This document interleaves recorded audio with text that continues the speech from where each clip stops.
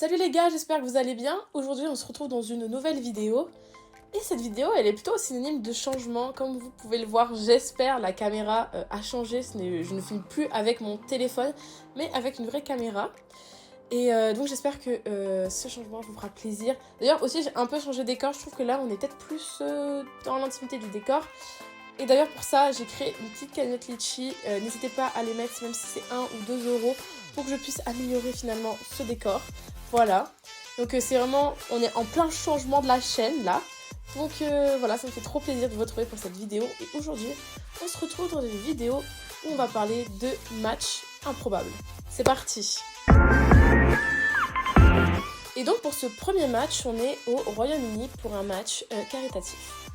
D'un côté, on a SOHK, donc qui est la School of Hard Knocks, qui est une organisation à but non lucratif, dont le premier cours a été développé à Liverpool et qui visait à aider les jeunes hommes issus de milieux défavorisés à trouver et à maintenir un emploi en utilisant les valeurs et le jeu du rugby comme éléments centraux. Et donc lors d'un match qui est rentré dans le Guinness World Record, avec des joueurs tels que Andy Gomarsal, Ben Isherwood et pour arbitre Wayne Barnes.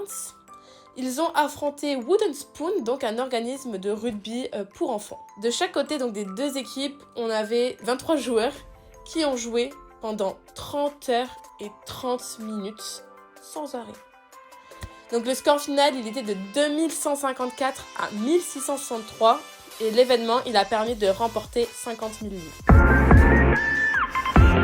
Nous sommes le 25 octobre 2003, l'Australie affronte la Namibie lors d'un match de groupe A pour la Coupe du Monde. À la mi-temps, le score il est déjà de 69 à 0 et il se termine par le score de 142 à 0. Ce match compte donc le record du plus gros score, mais pas que. En effet, il détient également celui avec le plus d'essais. Au total, c'est 22 essais inscrits dans le match, dont 5 par Chris Latham. Et Matt Rogers inscrit à lui seul 42 points, 2 essais et 16 transformations. Là, nous sommes en 2007, lors de la finale de Coupe du Monde de rugby à 15 au Stade de France. L'Afrique du Sud, elle affronte l'Angleterre. Et la particularité de ce match, c'est qu'il n'y a eu donc aucun essai. L'Angleterre, elle a marqué 6 points grâce à 2 pénalités, et l'Afrique du Sud a marqué 15 points. Ils ont donc gagné sans avoir eu à marquer d'essai. Pour ce match, on retrouve notre équipe d'Afrique du Sud contre les Lions britanniques en 2009. Selon Adam Jones, ce match a été d'une brutalité rare. Par exemple, lors d'un ruck, il est violemment chargé par Bakis Botha, qui n'est pas sanctionné tout de suite, mais qui aura par la suite une suspension de 2 semaines. Jones, lui, il finit l'épaule luxée, mais il n'y a pas eu que ça. Des doigts dans les yeux, des bagarres, des joueurs sortis sur blessure plus que la normale. Bref, ce match a été une vraie boucherie. Donc pour ce match, on est à Brighton en 2015, avec une nouvelle fois notre équipe d'Afrique du Sud. Cette fois-ci face au Japon pour un match d'ouverture de la poule B. L'Afrique du Sud, alors gros favori de la compétition, se voit prendre l'essai de leur défaite à la dernière seconde. Une humiliation totale pour les Springboks. Et enfin, on termine avec la bataille de Nantes. Donc on est en 1986, la France elle affronte l'Afrique du Sud au stade de la Beaujoire. La France remporte la rencontre à 16-3, mais à quel prix ?